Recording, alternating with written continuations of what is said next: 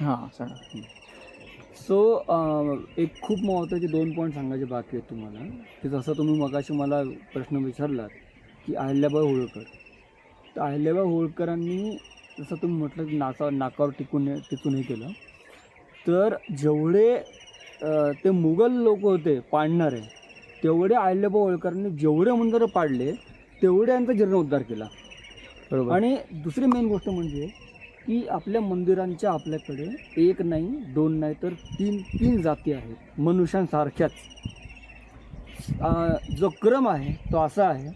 पहिली शैली आहे चालुक्य शैली. चालुक्य राजांनी मंदिरं बांधलेले मंदिरं, म्हणजे आपलं कोणार्कचं सूर्यमंदिर घ्या किंवा आपल्या गावामध्ये पण एक सूर्यमंदिर आहे, त्याचं नाव आहे दैत्यसूतन मंदिर. बघितलं ते काल. सो त्यानंतर ते मंदिर झालं चालुक्यांच्या काळातलं.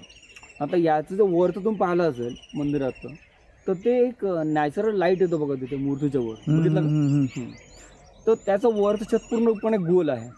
निरीक्षण बघितलं असेल तर ते गोल म्हणजे त्याची पहिली कोण.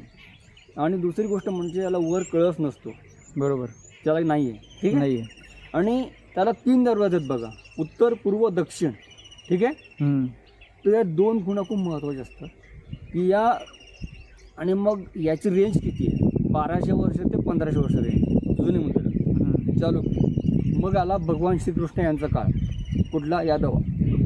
तर या मंदिरांचं वरचं छत जे आहे त्याचं चौकोनी असतं, सर लांब असतं खूप. आणि या मंदिरांची रेंज असते 1100 वर्ष ते 1200 वर्ष जुने मंदिर असतं. आणि याला पण सेम पूर्व उत्तर दक्षिण 3 दरवाजे असतात, नाही तर फक्त पूर्वेकडे, ठीक आहे. आणि याला पण कळस नसतो. आणि मग हेमाडपंथी मंदिरांचं वरचं छत हे त्रिकोणी असतं, ठीक आहे.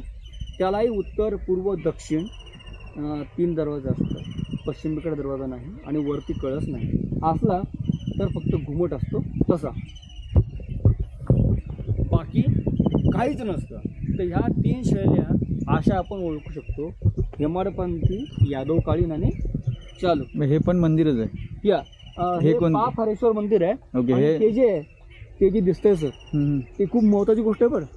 आपण पहिले नागयमुनेमध्ये होतो त्याचा पुरावा आहे तिथे, की तिथे एक तुम्ही ऐकून असाल की एक महान शिल्पकार होऊन गेले त्रिभुवन कीर्ती.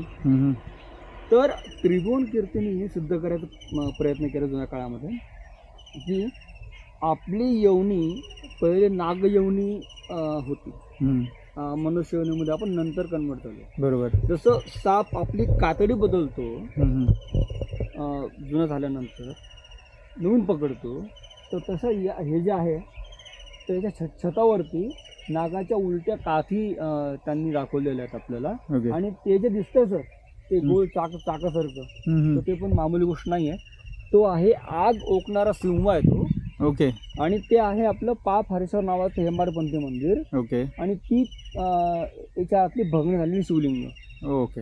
कारण भग्न याच्या पूजा करत नाही ना, म्हणून मग याच्या आतली जी शिवलिंग आहे तर ते नंतर बसवली लोक. ओके. ती ओरिजिनल शिवलिंग आहे. खाली कुंड पापहरेश्वर. ओके. सध्या पाणी नाही आहे, पावसामध्ये असतं. ओके.